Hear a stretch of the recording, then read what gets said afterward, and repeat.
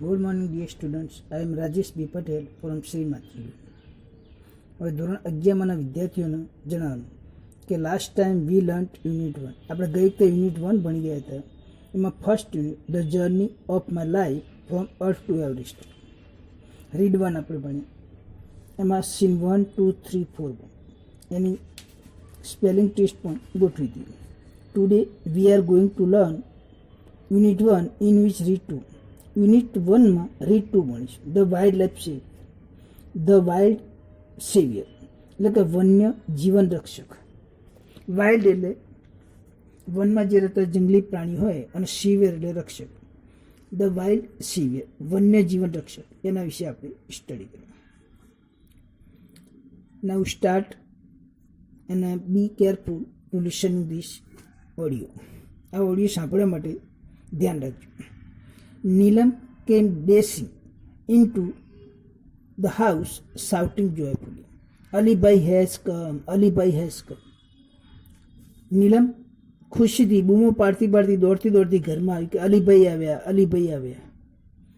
All the members of Ramsingh family went running out to see, and there he was, a tall man with broad shoulder, red cheeks and nose and whitish complexion. રામસિંહના પરિવારના બધા સભ્યો દોડતા બહાર આવ્યા એમને જોવા માટે. તો ત્યાં અલીભાઈ ઊભા હતા. અલીભાઈ પહોળો ખભો હતો, ઊંચો શરીર ઊંચું હતું, એમના ગાલ લાલ હતા, નાક થોડું રમતુડા રંગનું હતું, અને એમનો શરીરનો બાંધો ઘઉં વર્ણો હતો.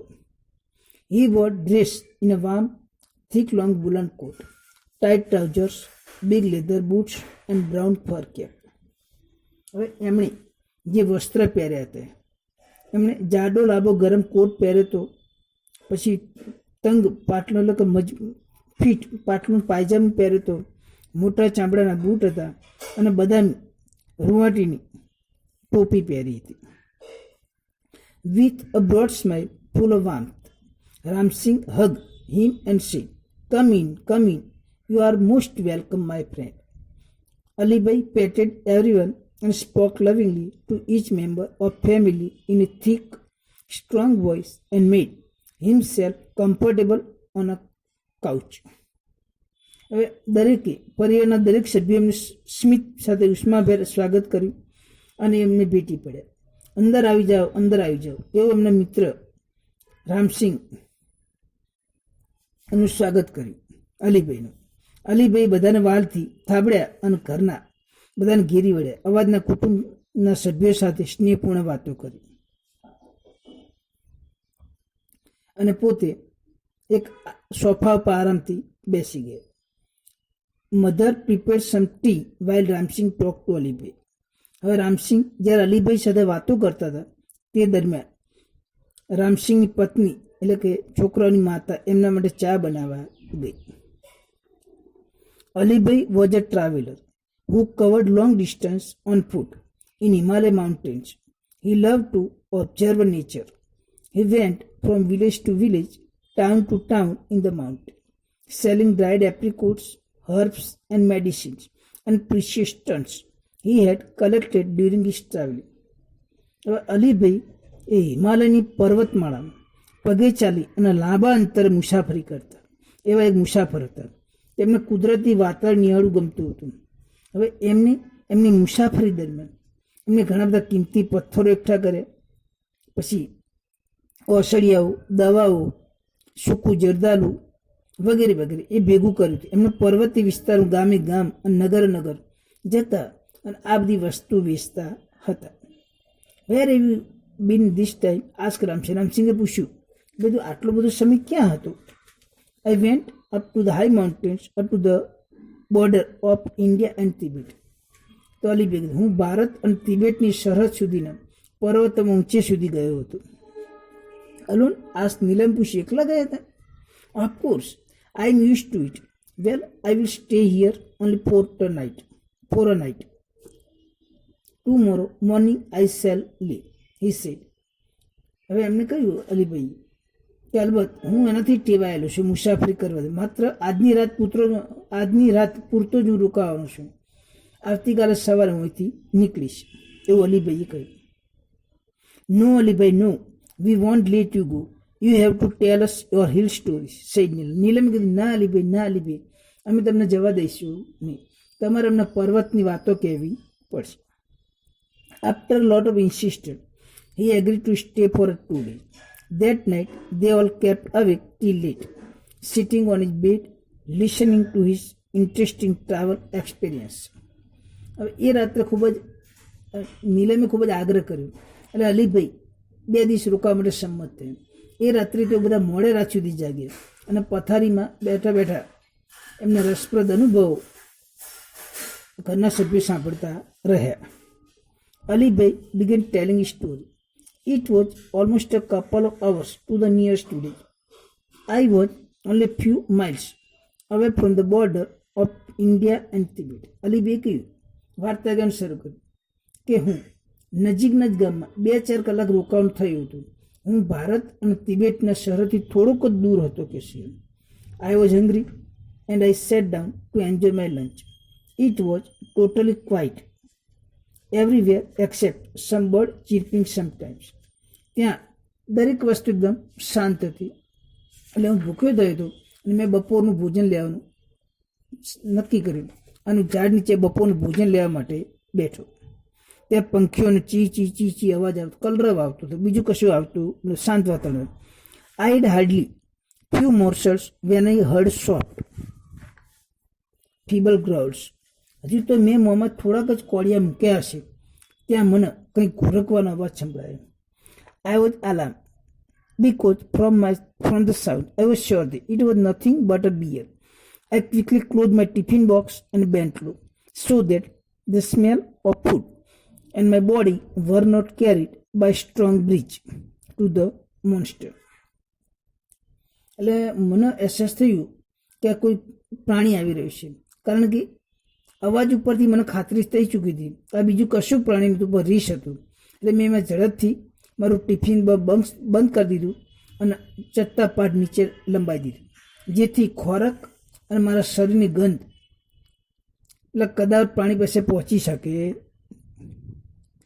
I took up my bamboo staff with its pointed iron end in my right hand and a big double-edged knife in my left. હવે મેં મારી જમણા હાથમાં લોખંડનું અણીવાર લાંબી વાંસની ડાંગ લીધી અને મારા ડાબા હાથમાં 2 મોટા સરા લીધા હતા. I traveled carefully to the edge of a mountain and looked down into a deep, narrow valley. Soon my eyes caught sight of 2 tiny snow leopard cubs on a small, flat piece of land on the slope of the opposite mountains.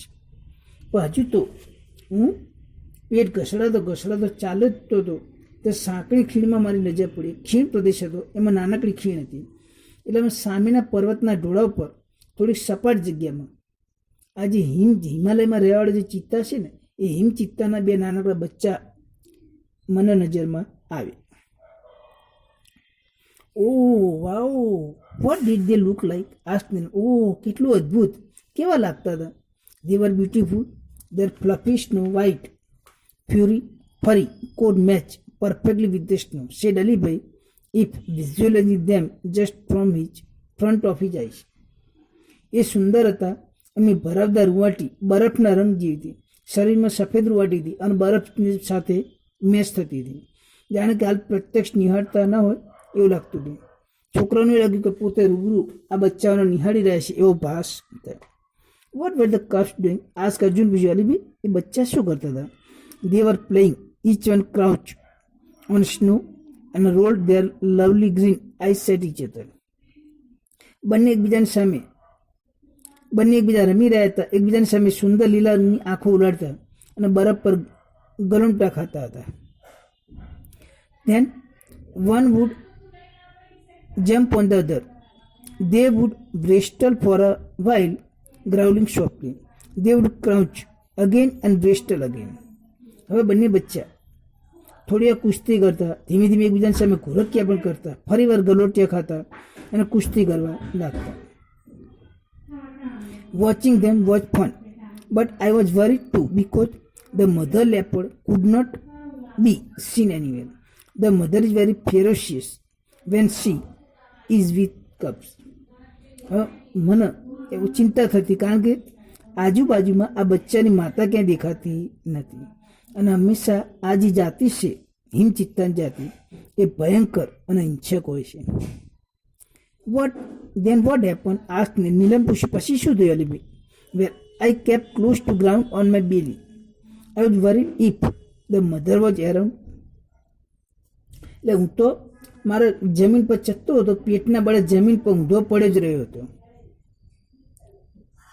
પણ મને ચિંતા હતી કે કદાચ આ બચ્ચાઓની માતા આવી જાય તો. Soon I saw a very strange thing happen. All of a sudden a huge black bear came growling from the trees and rushed toward the cubs. પણ એટલામાંથી એક વિચિત્ર ઘટના બની. એક મોટું કદાવર રીંછ ઘોરકિયા કરતો કરતો વૃક્ષની પાછળથી પેલા બચ્ચા તરફ દોડી આવી.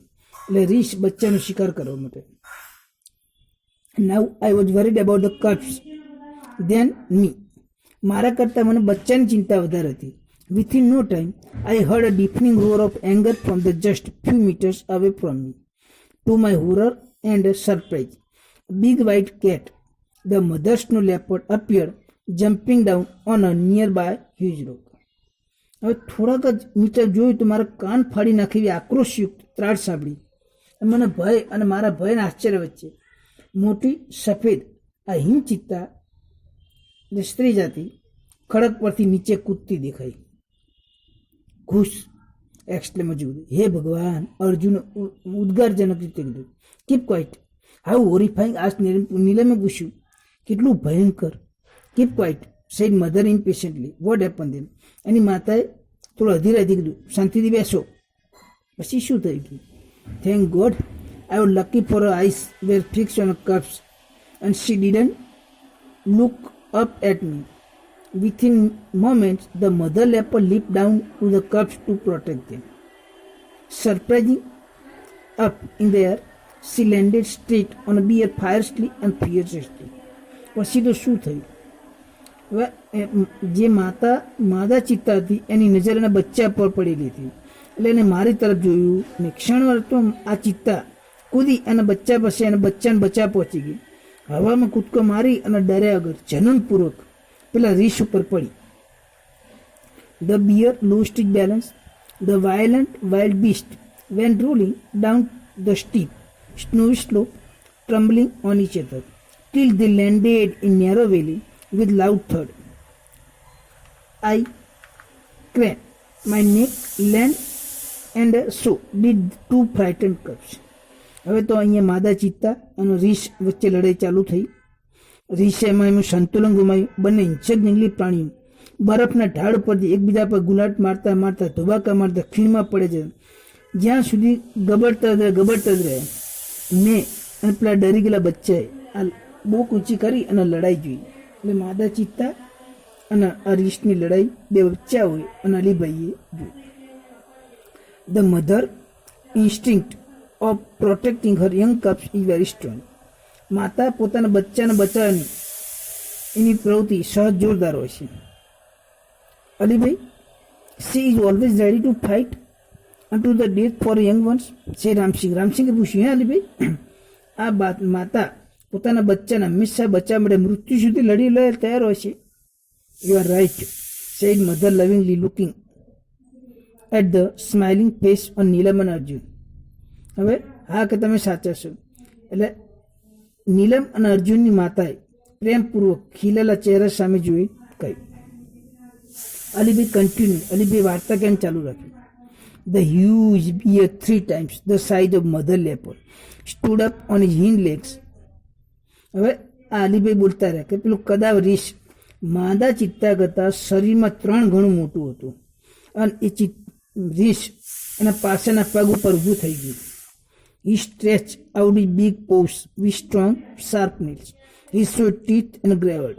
The mother snow leopard looked at him for a second, snared, and with a leap knocked down black monster. પછી તો શું થયું?